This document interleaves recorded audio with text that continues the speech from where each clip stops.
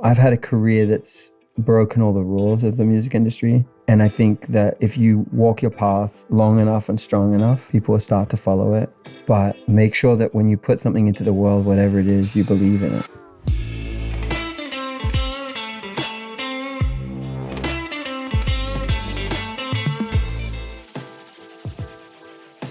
Hello guys, welcome to EZA. I'm your host Alexis Wren, and I'm Allie Michelle. We have a very special guest. I didn't say this because when he walked in, but me and Allie have been listening to his music since we were teenagers. Yeah. When we were getting our license. Yeah. He's been a narrative in our lives for the last 10 years. And it's kind of a crazy full circle moment for us that he's here on the podcast. So everyone welcome Ryax. Happy to be here. Very happy to be here. So cool. Yeah. It's such a crazy, I don't know. Yeah. You're making me feel old talking about teenagers. No. I'm kidding. No, because you've been the background of our life. Yeah, beautiful. Through almost like a cinematic experience for so many years, through heartbreaks and through hardships. I mean, you've been in the background, so it's pretty incredible to sit down with you. Thanks. I'm honored. It's nice to join people in those parts of their lives. Yeah. Even from a distance. I think good arts, are capable of doing that. Yeah. Insane. Yeah. Do you remember the first moment you fell in love with music? Yeah.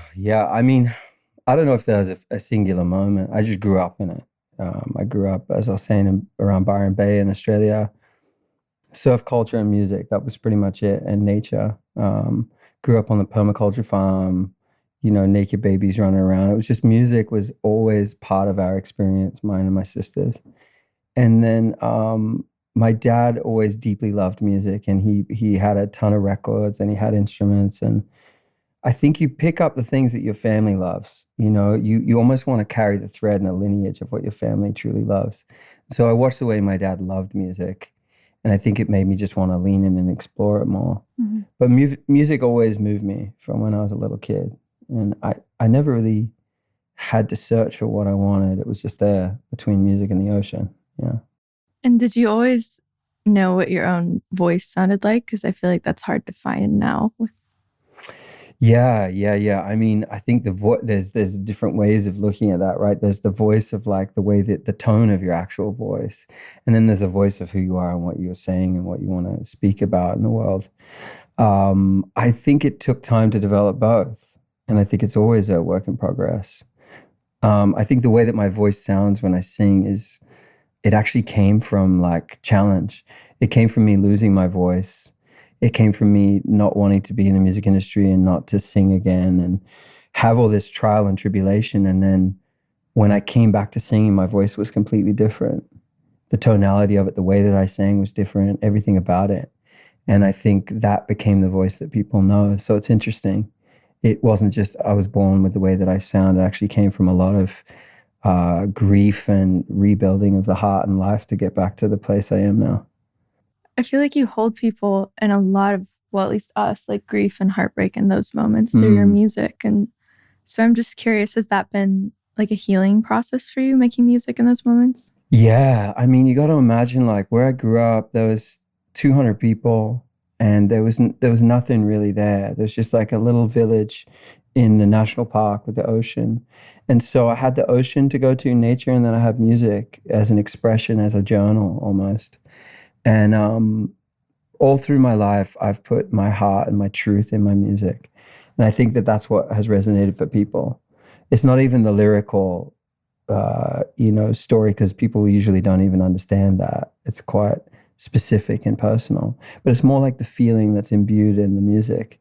And I think that can transcend to other people's relationship to the same feelings. So when I talk about grief and I talk about love and desire and beauty, somebody else hears it and they feel their own version of it. And that's a lot more powerful than me telling you a story, is me catalyzing you to have your story. And I think like when you're trying to tell somebody to feel something, it only goes so far. But when you talk about your own experience of something and you relate to it really honestly, it allows other people to witness you in that relationship. And it almost gives permission. So it's like when I'm communicating about love and grief and somebody hears it, or you guys hear it, and in your moments like that, I imagine what happens is you feel like somebody maybe understands, or you feel like there's a kinship or a parallel between what you're feeling in the music and your own heart. And so much of what we're wanting is not to feel alone in our experience, you know? And music and art has this amazing way to transcend the lines like that and be a part of people's lives in a really intimate way. And I'm truly honored to get to do that. What makes you feel connected? Hopefully everything that I'm doing in my life is connected. I think it's more about having a relationship with your intuition and recognizing when you're not connected and refining that, using the compass to come back to center and to come back to belonging and connectedness to whatever it is that you're doing.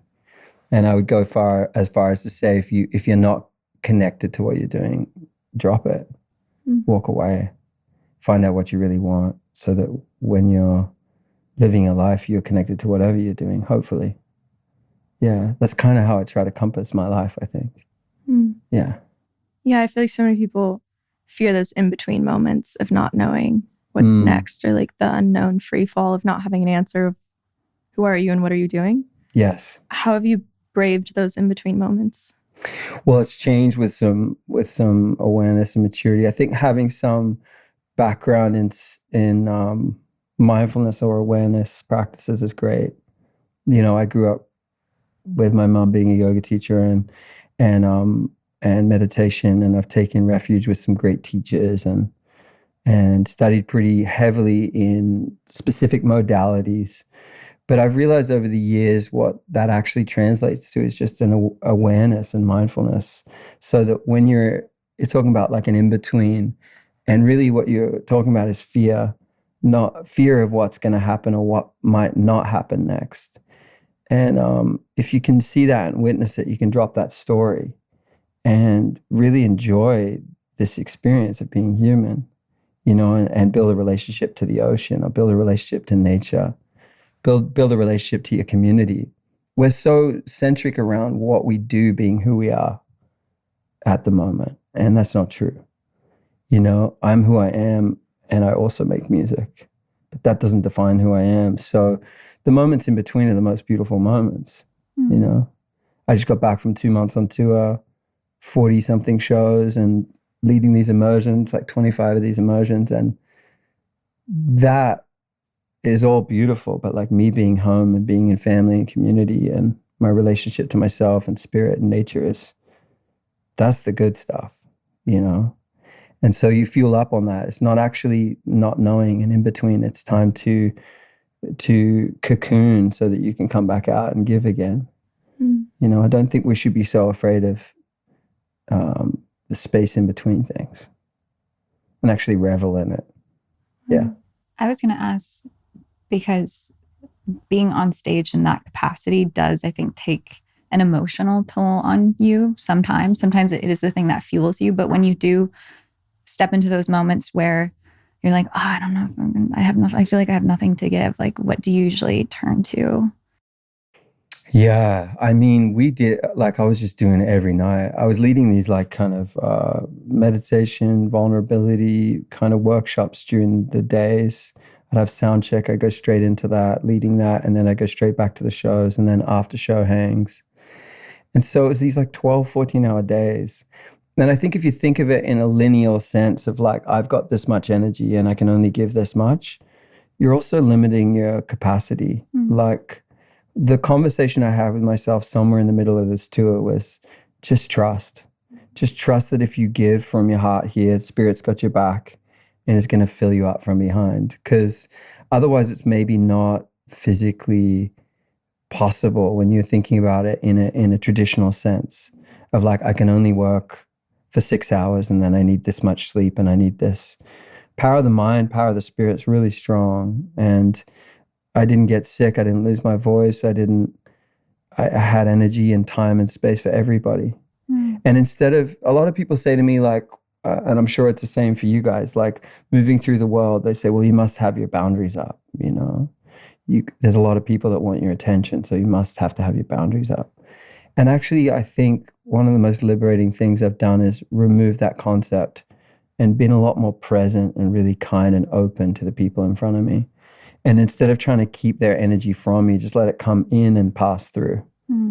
and just fully give them the moment that really is meaningful for them, and then trust that I've got myself intact afterwards.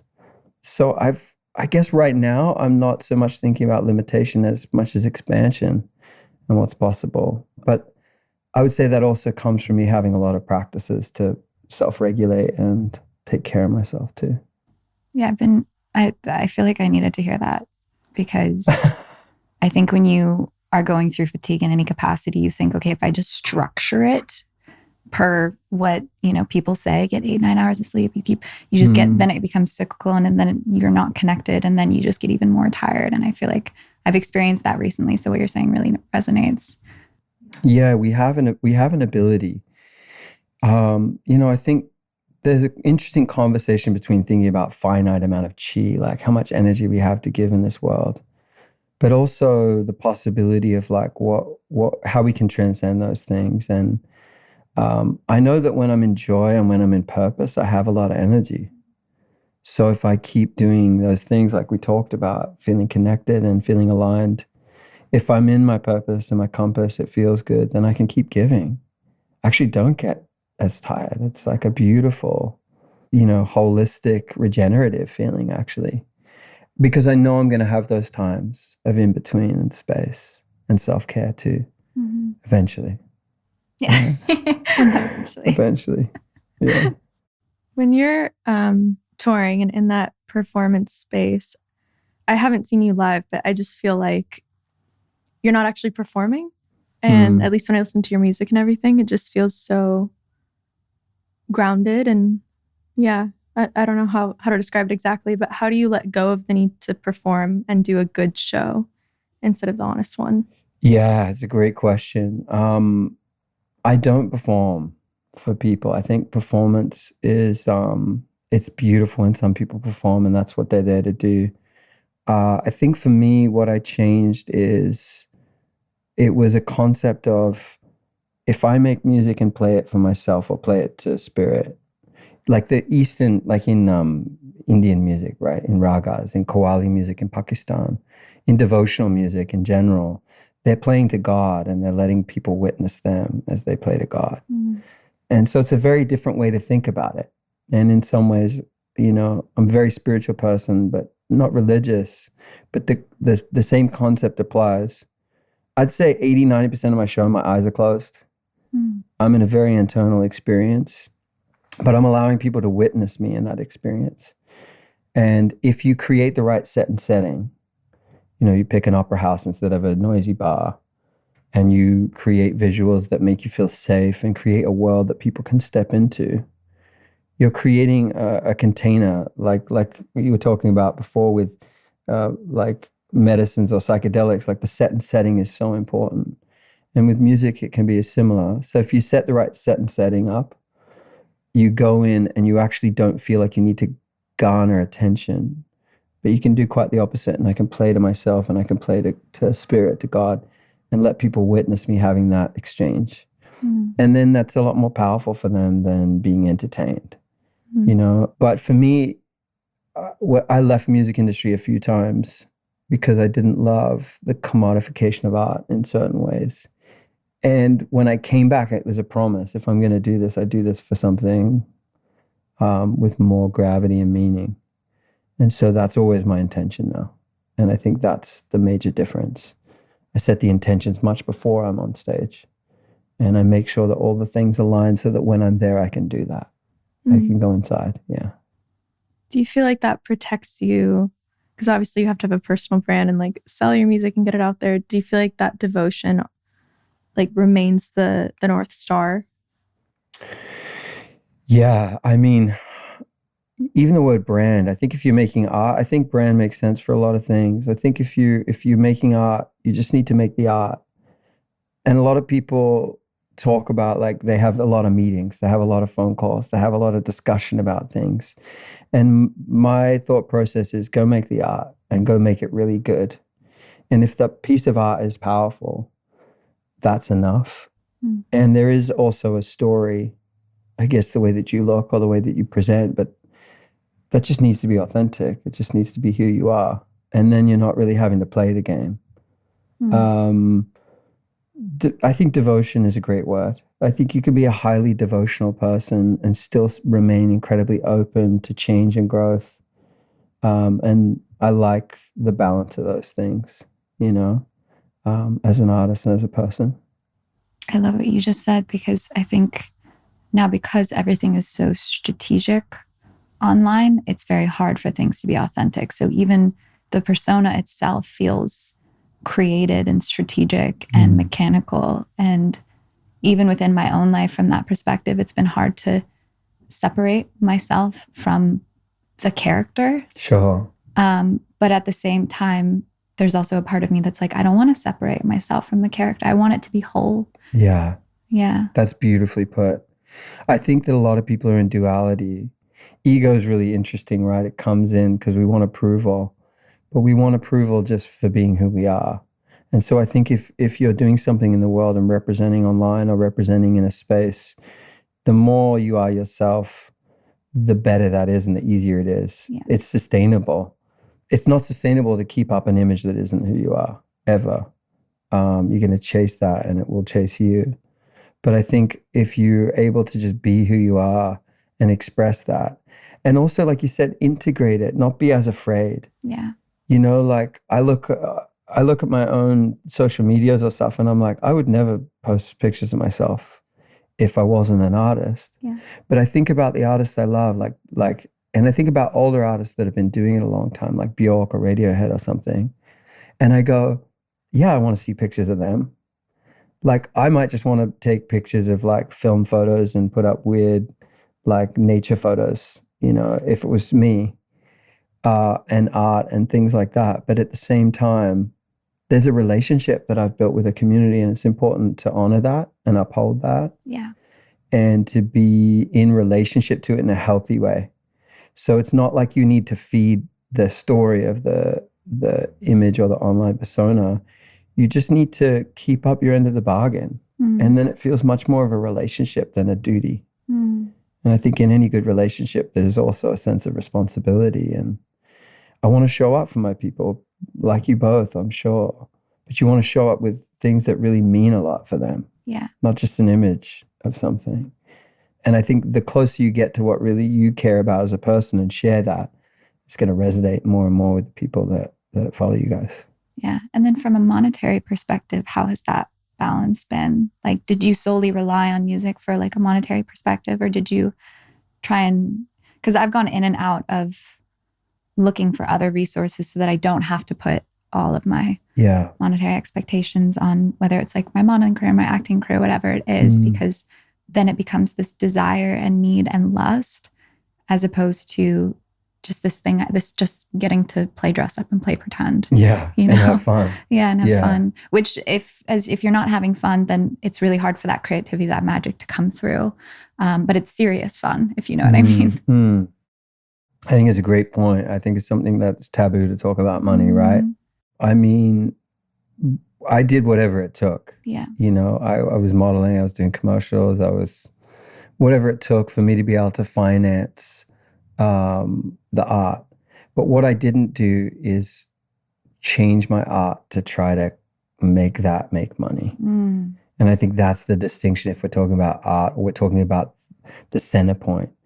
And I say art, but we're all artists just in different ways of what we choose to make our central theme. But I think if you can decide and get clear on the picture of who you are and what you want to share with the world, there is a way eventually where you pouring your heart and soul into that will bring money back. But you can't think about that as the number one goal all the time, because otherwise what you do is you start diluting what you do to make money. And I think, especially if I'm talking about it from the role of music or art, if I made a song thinking about money, I'd be fucked. I wouldn't make any money that way that's sustainable. I've had a career that's broken all the rules of the music industry. A lot of independence as an artist, a lot of ignoring all the rules. And I think that if you walk your path long enough and strong enough, people will start to follow it. But while you're building that, like you were talking about too, while you're building that as a young artist and creating something, you don't want to try to commodify it too early. You want to really understand who you are and make your art from a pure place and find the ways to make money. If that's working at a grocery store so that you can make your music, do it, whatever it takes. But make sure that when you put something into the world, whatever it is, you believe in it. And I think that's the key. And if you don't believe in it, then maybe have a pause and check yourself. Yeah, because it's really easy to get distracted by the shiny attention that sometimes following, whether it be a managerial perspective of like what they think or like what that music agency thinks, the shininess tricks you into thinking that that is in alignment for you sometimes. At least I've seen with some of my other friends who've gone down that path and they're just like, damn, I knew that wasn't me. Yeah. But I got so much validation for it that I wanted it to be. Yeah. And then the rug, slips from under them and they have to, have a rebirth of some sort and come back on the other side. Yeah, it's beautiful the way that you said that. I used to mentor some younger kids and younger people in music, and I would always tell the story of like a Grand Canyon. And when you're standing at the beginning of the Grand Canyon, you really have to make a choice. And it's like, do you want to walk on this side or this side? And if you take the right-hand path, you look over and it's like a paved road and you can see some amenities on the way and you can see some people. And you get excited about the notion of like, oh, I could run down that path pretty quick. And then you look out to the left and your heart calls for it, but it's wild. And it's like, shit, I don't know if I want to go out there. I don't know if I want to touch that place. And I think you see it where you get self-resilient and you learn all these beautiful skills walking your own path and trusting that. And for me, it became very obvious. I walked down the right-hand side for a little while. And then I woke up one morning and I was like, I don't want to do this. This is not who I am. And it was controversial to everybody at the time, but like fired my management and agents and left my record label. And I moved to Indonesia and started practicing a lot of yoga and surfing and just left. And then when I came back to music, it was so different. And I realized all I wanted to do was walk that individual path. And now I get a lot of people from the other side of the canyon, say in the pop world or electronic worlds, hip hop rap worlds, they look over and they're like, hey, yo, dude, how'd you get over there? And you're like, sorry, man, you got to go all the way back to the start. And every now and then you get people that can helicopter over. Yeah. And you think about like, back in the day when Kanye went to work with Bon Iver, or you get these people that like work with an indie artist from the major pop worlds and they kind of cross collaborate. But that's a very exceptional story that only works sometimes. Most of the time you have to go all the way back to the beginning and start again. And I think if anyone's listening at the beginning, really look. If you want to go down the right, go and enjoy it. But if you really want to be an artist making your own work, you don't need the industry anymore. You can really build a relationship with people, with community. And a lot of people call them fans, but I don't really see it that way. My relationship to my community out there is very strong and it's very pure. And the industry, I think what's interesting is the industry knows they can't come between us now. And that's just a relationship we built over time. And I can go make a song today up in Topanga and I can go record it to tape. I can never get it mixed and mastered. I can put it out through distribution channels and it can get straight to people. And what that means is I'm distilling it into its most pure form of my expression to people so that when it lands in your lap and you're driving your car heartbroken one day, you're like, I feel so connected to this because no one from the industry touched it on its way to you guys. Yeah. And it's pure. And I think that's a very, very powerful thing that we can all do now. We don't need the industries. We can actually just make what we want to make and give it straight to the people. And then the industry can come and be a part of it at some point and help us. But then we have the power. Even you just saying, I don't like the word fans. It's true because even that word signals that there's going to be a draining of some point because you're having to like give to this like idea that they have of you instead of a community, which is people coming together for a common love. So it's completely different energy. Yeah, remove the hierarchy if you can. I mean, there's always going to be pedestaling, but like anytime I can get off, I want to get off. Even the stage is weird. I'm like, fuck this thing. Can we just not? But just then no one sit. can see you. I was like, I get it. I get it. But the pedestaling thing, I think, for me, it's less interesting. Yeah. It's less interesting. Yeah. Do you actively try to break that down, or do you just let someone have their image of you when you feel that? I don't think there's a point in fighting somebody for them to understand who you are. Yeah. I think you just be who you are. And I think if you feel the need to try to communicate to someone and prove who you are to them, it's better to walk away and just keep doing what you do in the world. I think sometimes you want to be understood, or you want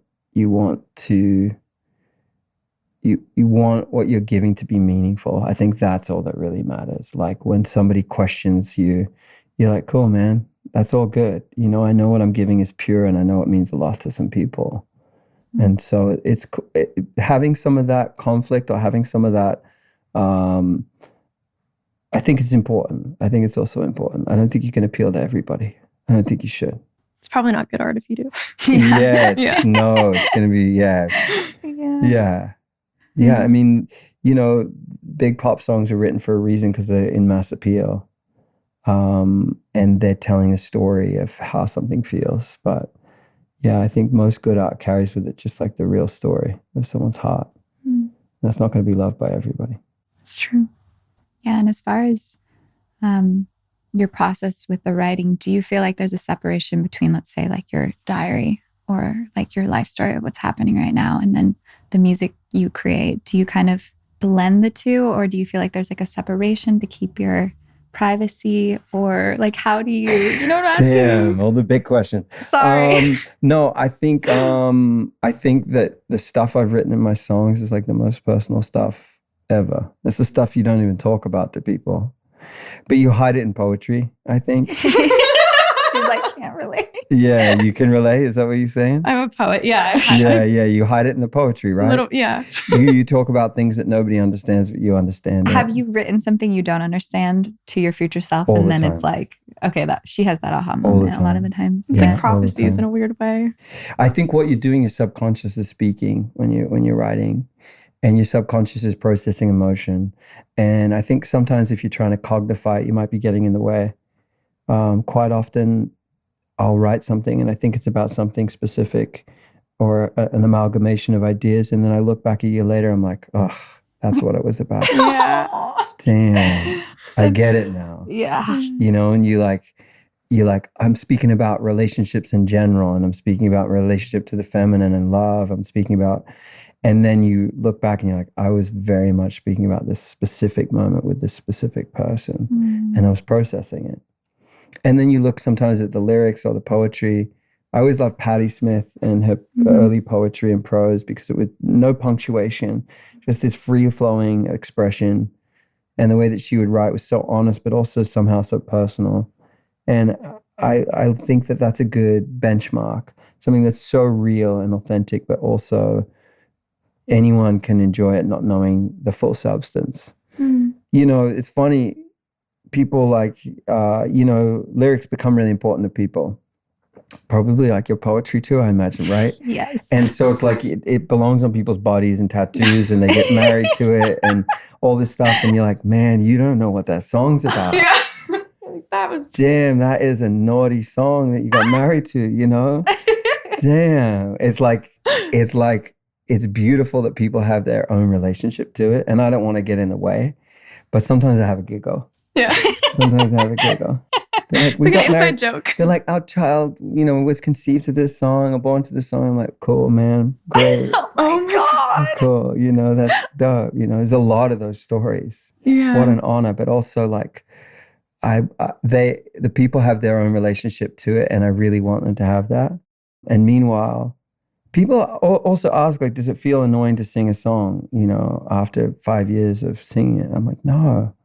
If it's real, and if the lyrics can bring you back, if the poetry of that can bring you back to that moment, how gorgeous and precious, to feel those feelings again. Yeah. So I'm as personal as it gets when I write. Oh. As personal as it gets. I hide it well in the poetry. You can feel it though. But yeah, I put it all in there. There's stuff in songs in the past that I wouldn't tell my best friends. Wow. And then millions of people hear it. And you're like, damn, like, what have I done? They're But- probably just listening to the melody. It's fine. Yeah, That's what I would tell myself. yeah, exactly. Yeah. Yeah, it doesn't Yeah. count. No, surely Yeah. not. Yeah. Is there like a lyric or a song that you've written that feels most alive to you right now? At the moment? Yeah. I'm really excited about the record I'm working on. I feel like it's a return. I think that can happen in music. You have these explorations in different pathways and then you come back. I feel like this record I'm working on is really coming back to the heart of something. I feel like there's enough maturation in my life and processing and growth and self-work where I can bring all my worlds together, sonically, lyrically, spiritually. And so the songs that I'm working on and making right now feel very visceral, very alive, very honest. And I think more than a singular like lyric or idea is probably just the feeling of the songs, which is they feel like a pouring of the heart. They feel like an honest pouring of the heart. And I realize that that's what I'm here to do, is do that rather than try to keep up with a production or something that's hip or something. It's just to write those songs that mean a lot to myself and other people. Yeah. And I feel like I'm doing that right now. So Yes. we'll see. Does the creative muse like sneak up on you during the day? Like, have you been driving being like, fuck, I have to write this down? I tell or like you- surfing? Or... Okay. This is really honest. I don't talk about this a lot, but like all I want to do is with me all the time. Mm. And I'm fighting for time just to sit alone in a room with a guitar or a piano. That's all I want to do right now. And it's like life is really busy and there's a lot of things to hold and show up for. But actually all I want to be doing, the muse feel like she's sitting right on my shoulder, like at all times right now. And so it's actually having enough devotion and discipline to create the space. This is cool to talk about. Life gets busy, you know, and showing up for things outside of music is very real. Family, community, spiritual practices, you know, things that happen in your life and others, like showing up.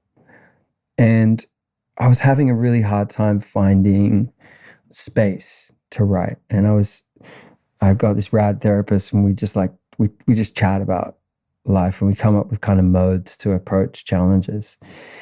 And we were talking about, I was talking about how I never felt like I had time to write.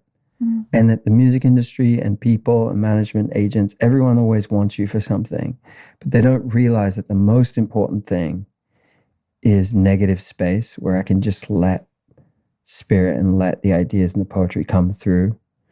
And I think one of the hardest times is when you get a touch of, let's say success, but awareness where your art is permeating out to people. And a lot of people forget that the most important thing is to try to create that safety for the spring to bubble again. And so I came up with a concept, called it Temple Tuesdays, because I couldn't find the time to write anymore, just to sit alone with poetry books, half naked in the sun, guitars, you know. And I was like, no one will let me do that because it's not seen as important. But that's where all of it came from. Yeah. And I was thinking about the reason we call it Temple Tuesdays, or I coined it that, was the idea of a temple was often built over something that was already sacred.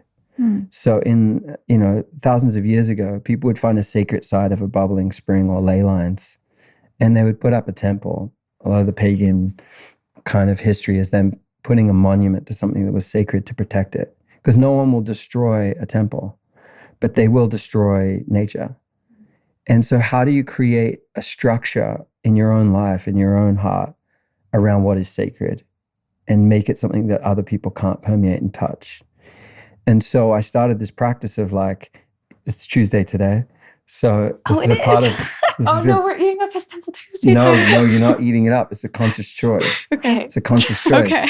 But generally on a Tuesday from about middle of the day, after movement, self-care, some yoga, some surf, whatever that looks like, tending to what needs to be tended to, it's like the phone's off or it's away.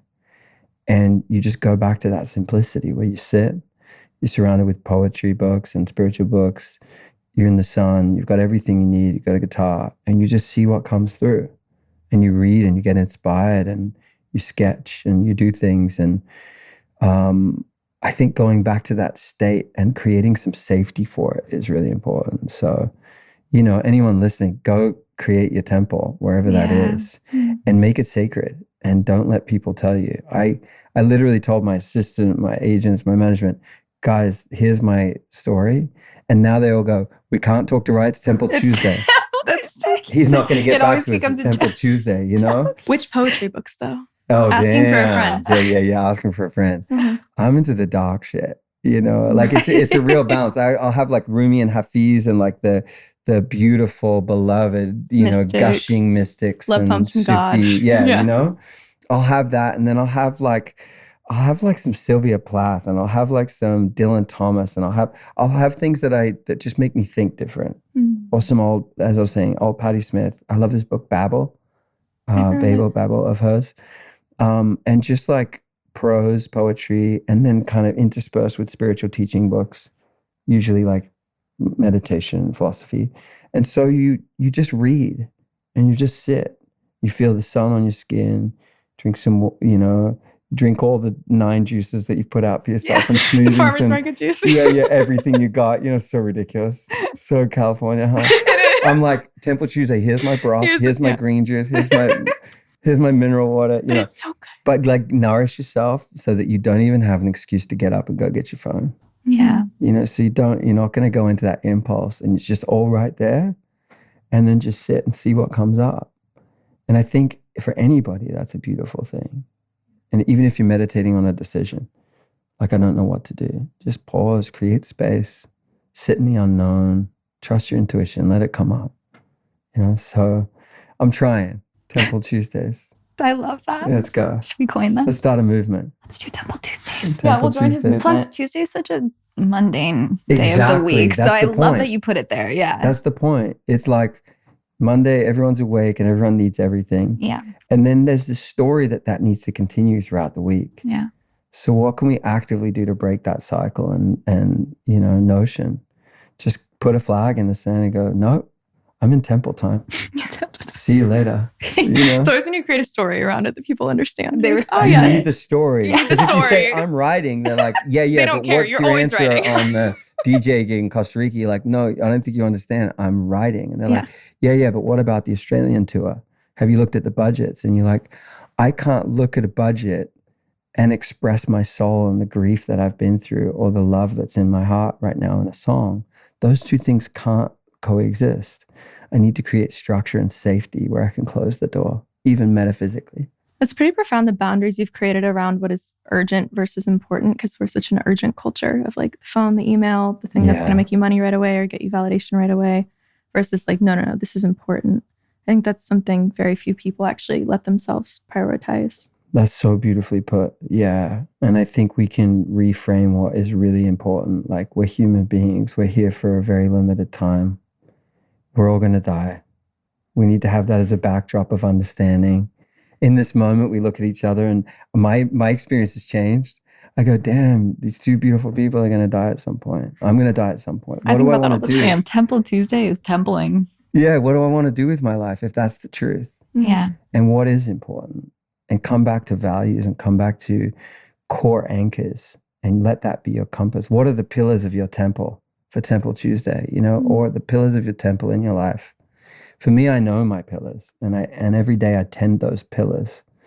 And it's like, that's what upholds the temple for you in your own life. So like, urgent, who cares? You know, there's always going to be something that's urgent in the world of business, but I think that you can re-educate people. You can get worse at email. Not terrible. You can still show up, but you can get worse at getting back to people consciously to educate them that that's the way that you're going to behave. And I do that. I will not answer an email straight away. I will flag things. I will put it as unread in my inbox. I will go do what I need to do, and I'll come back and I'll look at it again. If I still don't know, I'll leave it again and I'll come back until I know what to say. Yes, I want to take that tour. Because how can a dysregulated me take care of a future me? Ow. Sorry, I needed to hear that. You know? Yeah. How if I'm dysregulated, how do I know what I'm going to need in the future?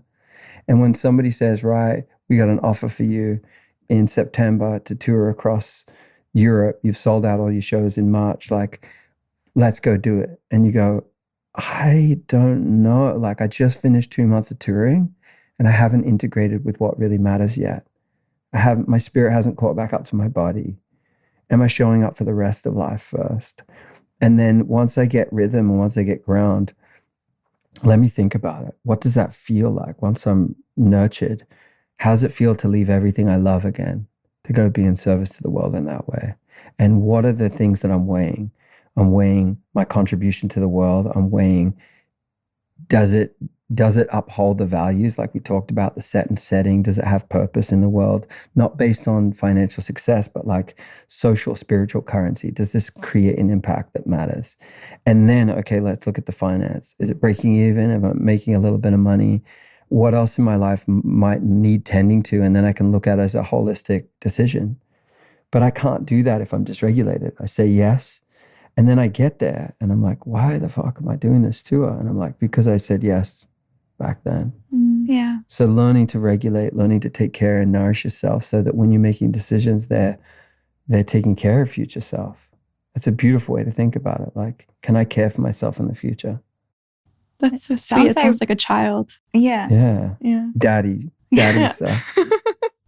It sounds ironic. All the versions of daddy. Yeah. You know? Because sometimes you got to be your own daddy. You know what I mean? Seriously. I think that's what being an adult is. This is just being your own parent. Yeah. Reparenting. Sure. Yeah. Sure. What are the pillars of your temple? Damn, you really went there. Hey? You can feel free not to answer. No, I got you.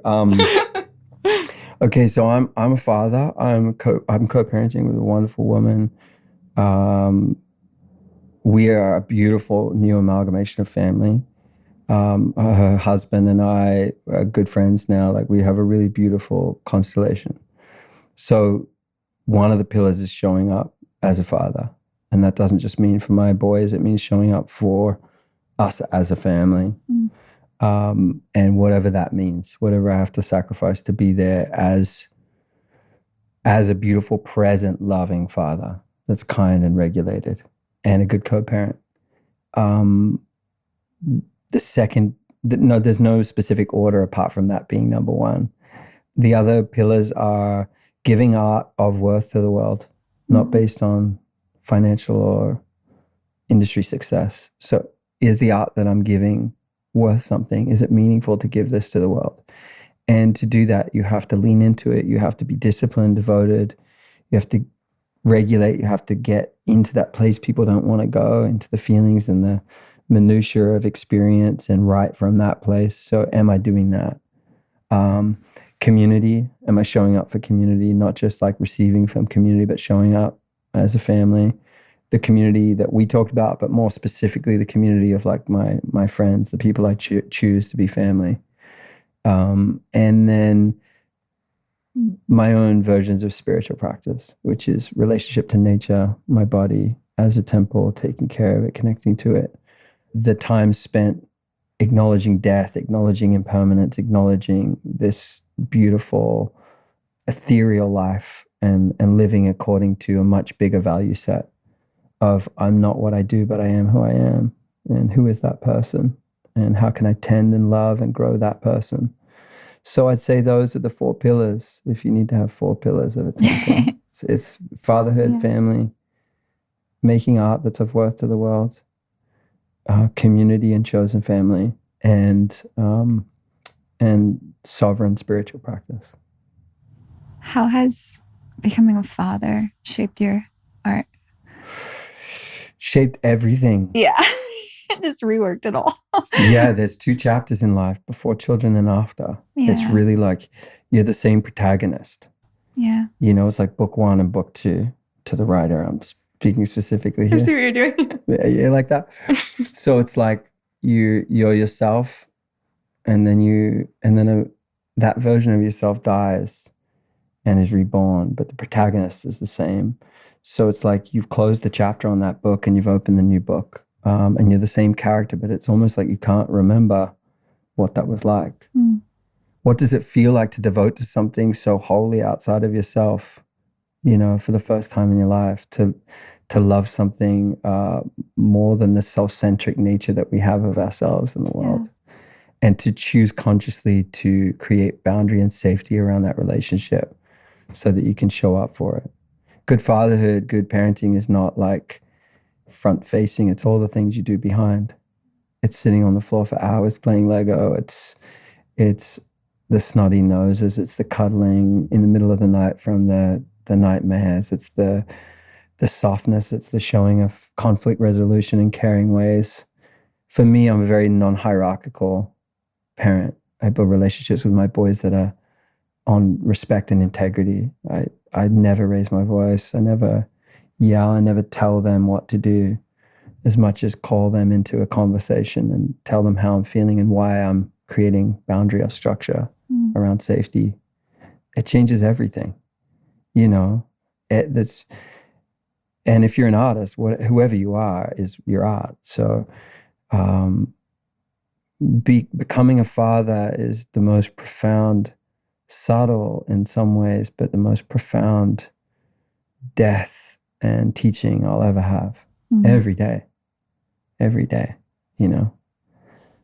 Such an important. Talk about that forever, you know. No, it's true. I mean, and when I think about having children, some way long down in the line, you even got bumbled up just talking I about was it. wait. She panics.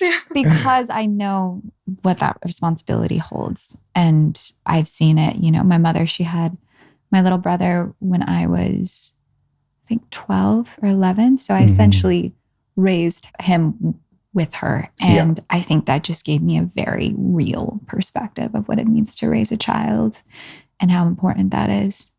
And it's the biggest, most sacred job you'll ever have. Yeah. So you can through parenting, a lot of people don't know, you can choose to stop the stories of like trauma through your family or behavioral things that your parents and their parents and everybody, it gets to stop with you if you want. And it's really beautiful. Wow. It's a big responsibility, but I don't know that there's a better spiritual teaching. Yeah. You know, and at the same time, letting go, there's a fear that comes with letting go of like the current self and everything we want to be doing in the world. And I think there's space for both, but I really think it's important to have conversation around it in our culture where parenting is like put off to the side. And a lot of the time, especially in America, as an Australian that also has a lot of like lived in Europe a lot, children are integrated into life in a much more kind of meaningful way where they're at the dinner tables late at night in the summers and, you know, they're around. Yeah. And here in America, it's very segregated. You become a nucleus family and you're shipped off to the family sector in culture. And I fight that all the time. I show up to dinner parties with my two boys. We're a little wolf pack now, you know? Yes. And we sit down at the table and they're the only kids there. And my community will honor them, you know, as people, not just kids. There's no kids table in my house, you know. It's like we all belong together and their voice is important. And it's a wild journey though. It's the hardest thing you ever do and the most beautiful thing you ever do. It's both. Yeah. It's exactly what my mom did with me as she homeschooled us. And I Kudos, just remember, Mom. That's right? hard. And I just remember, you know, we were talking about, should I call my friend's dad by his first name or should I call him Mr. fill in the blank? And my mom was like, you call him his first name. Like, just, you know, have that relationship. She tried her best to not separate us as well. And it literally gave me all the tools.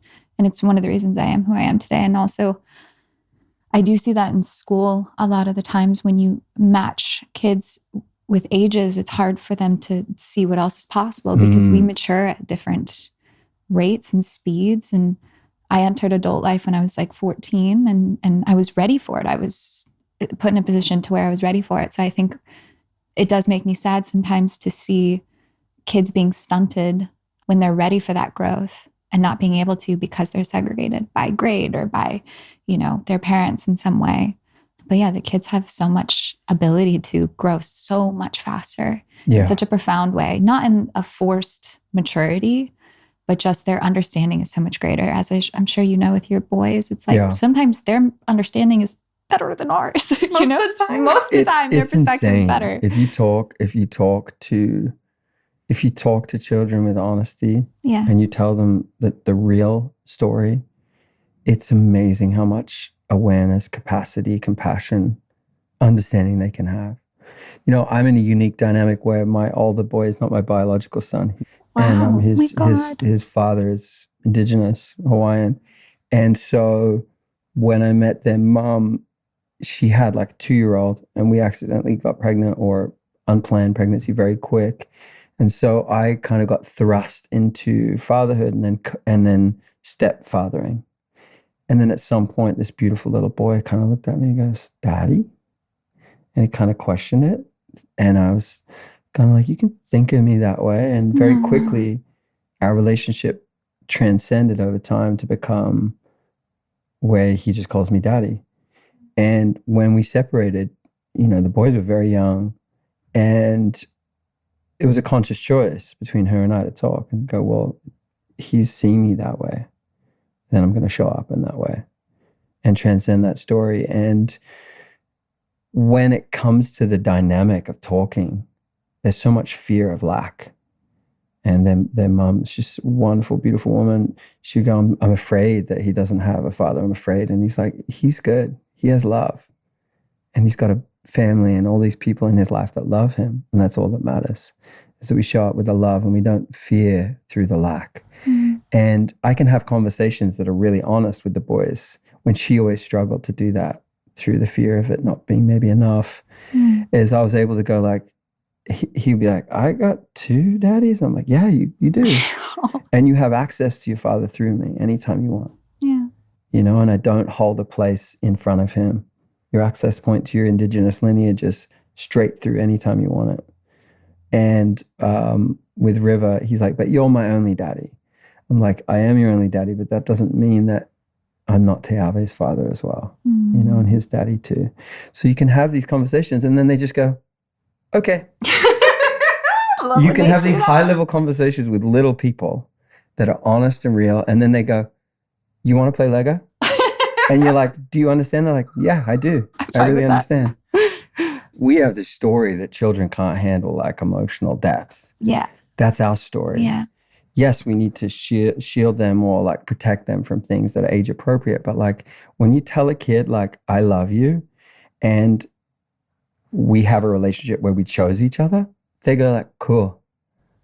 And then you go like, "But wait, we need to unpack this because society says we got to unpack this, and we're going to go through a lot. We need we need therapy." And they're like, "But we love each other, right?" And you're like, "Yeah." And they're like, "And I'm cool with that." And you're like, "Oh, okay, cool. I'm cool with it too." It's simple, but it has to be based on truth. Yeah. And the relationships like that. So, and I tell you what, showing up for Teave, the karmic journey of becoming his father, has taught me more than almost anything. It was the most challenging relationship in my life for a while with him. And then it became the most beautiful relationship in my life. And he's taught me not only how to love as a daddy, as a father, but how to love all children in a really unconditional way. And I can meet little kids and be like, I can show up for them in a specific way. Just like my heart's open enough to love and care for this being I don't know. It's a very different choice to like love somebody that's not your biology in that particular way. But it's, the greatest teaching in my life. Wow. I know, that was a wow. We're going deep, huh? Yeah. That was one of the biggest wows. Yeah. Because you guys have a similar story somewhere in there? Yeah. Yeah. Well, we have a very non-traditional dynamic of our moms were best friends and her mom passed away. And so my family adopted her. Wow. Yeah. Yeah. And if it wasn't for her mom, like I wouldn't, know how to do my own taxes. She taught me how to drive. Like my mom passed away when I just turned 17. And so it was at that age where I was like coming to but still needed that parent, that mother figure specifically so much. And her family was literally one of the main reasons that I kind of stayed afloat during that time. And then social media came up and then, my name started being all over the place. And that was crazy in itself because I do believe fame has some sort of like a karmic backlash as well. It's Sure. harsh on the psyche. It really is. And so if it wasn't for the grounding of her family, I wouldn't have been able to move through that as gracefully. And I'm not saying it was graceful, but as gracefully as I did. So it was crazy. And then ever since then, I think we just intuitively knew, because when I found out she was sick, I'll never forget this. It was on a Sunday and we hadn't talked in 6 months. It was Mother's Day. It was Mother's Day. We hadn't talked in 6 months, which, you know, when you're young, you'll just go through like phases. And she was the first person I wanted to call. And then once I called her, we had that conversation. It was this unsaid promise of like, we are this for each other and we'll always be this for each other. And it's just stood the test of time. And it's been really incredible to have that constant home with her. Yeah. No matter what. She also does resemble a similar energetic field as my mom. Yeah. So I'll never forget this. Literally like 3 weeks ago, that was like a month ago, you came to me to First Point in Malibu. Yeah, that was so cute. And I was like, okay, I'm going to go out. And I like went out and I come back in and she was really in her heart. And I was like, what's going on? And she was like, I wrote a poem. I was like, oh no. I've written her maybe 2 poems in our entire. It's like the deepest dedication of love. Yeah. But she had this like bright pink wetsuit on so I could spot her. Yeah. And so she's in the short and she's like looking back at me and I have the camera and I felt it. Like her mom's not here to do this. So this is what I'm doing. Yeah. Yeah. Chosen family like that. Like, you know, we talked about friends, but like the inner sanctum of the heart to open the doors and invite somebody in or to feel invited in, I think is the greatest gift of love. Yeah. And it's like what we all want to feel from people that we meet and what we all want in relationship too, in a way, right? And it's like the more we heal that in ourselves through our relationships and our own family constellations, the less we feel like we need to heal that in love-based relationships too. And we can actually have really healthy relationships because we're like healing this much deeper wound of like just knowing that we're safe and we're loved. And I cannot I cannot imagine my life like you guys without each other. I imagine you can't imagine it, right? Like for me, I can't imagine my life without Tiave, my older boy. And he's so different to me, as I'm sure you guys are from each other. Yeah. Yeah. And like he's so different from his brother, but they're brothers. They're locked in all the way. And like to love my son River fully is to love Tiave fully. And the love that I learned from both of them helps me expand and love them both more. And then I really think like at some point they're going to have this dynamic of looking at each other and there's no half-brother stuff in there. There's no like we were or we weren't. It's like we're family. And that's just the choice of the people around us and the choices we make, the choice your mom made, you know, to take that role. It's so selfless. And you know what's crazy is when you guys become mothers, if you want to, if that's part of your journey, is you'll look back and you'll understand the depth so differently. Like you'll look back and be like, wow, that's just like, it all makes sense when you look back, when you have kids and suddenly you think about your mothers and you think about the people that love you in your life and have shown up. It just all clicks in a very, very different way. So I look forward to chatting to you guys if that time comes. Oh, I'm sure it will. I'm sure you'll have some great advice. Oh, damn. No, not anytime soon. Usually the person that says that. You're the one in a relationship. I know, but still. You Anyways. know, you never know. Oh, God. Moving on swiftly. Now we got to baby talk. Yeah. Damn, we're really transcending the stories here. Yeah. Yeah. Wow. Oh, my gosh. Yeah. I guess my last question is, there was this moment when you seemed like you were going back and forth of like, no, I am your dad. Once you locked in, do you find freedom in that like full devotion? Because I feel like so many people fear that commitment. What a beautiful question. I think once you fully choose something, there's so much freedom. There's the old Satchidananda, I think it is quote, you know, complete discipline comes complete freedom. I think David Goggins kind of took that to be his own, or somebody did. I'm like, man, that's from a yoga teacher a long time ago, man. Check the history, bro. No, you know, it's true. When you devote, I like to change the word discipline to devotion there, but when you devote to something, it does break open into freedom. It's much like if I wasn't a father co-parenting, I don't think I'd be here. I don't think I'd be in California.